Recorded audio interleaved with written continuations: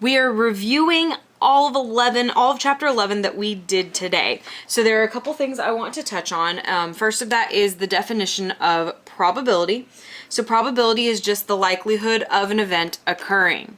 Another thing I need you to know is that relative frequency is equal to the successful outcomes divided by total outcomes.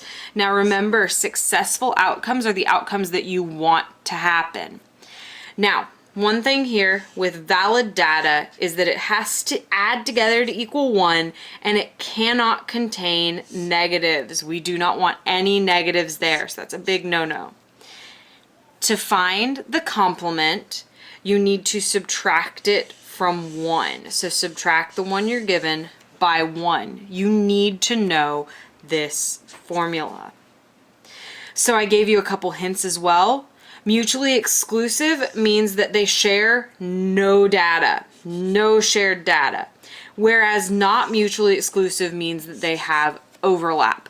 So mutually exclusive would be like blue or red, whereas not mutually exclusive would be blue or white and blue. Okay, because if you'll notice, both of those had an overlap of the color blue. So it would be like saying dog or black and gray dog. They both had the overlap of dog in that case. Okay, independent events. Independent is with replacement. Dependent is without replacement. That is also very vital for you to know. If it says the word with replacement, it is an independent event, because you have put back what you took out, meaning nothing changes.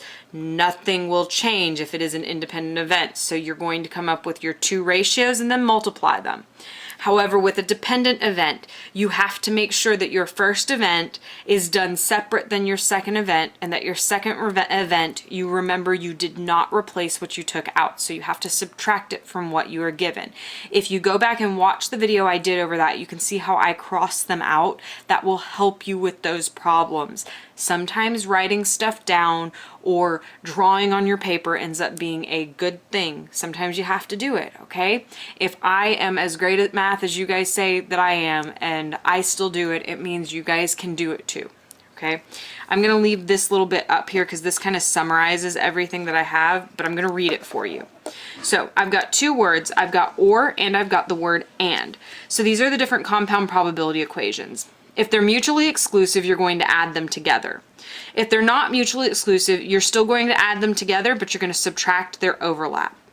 If they're independent, you simply multiply them.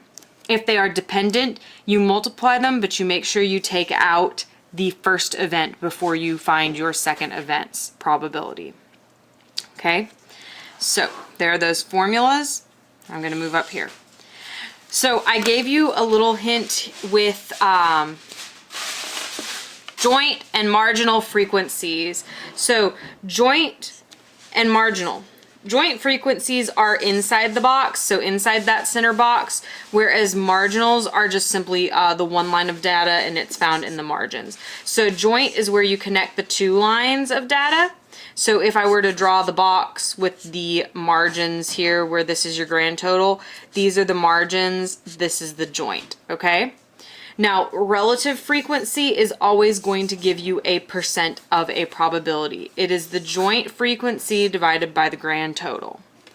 Two final little notes here. Continuous information has to be measured, whereas discrete has to be counted, okay? Continuous is measured and discrete is counted. So good luck on this test tomorrow.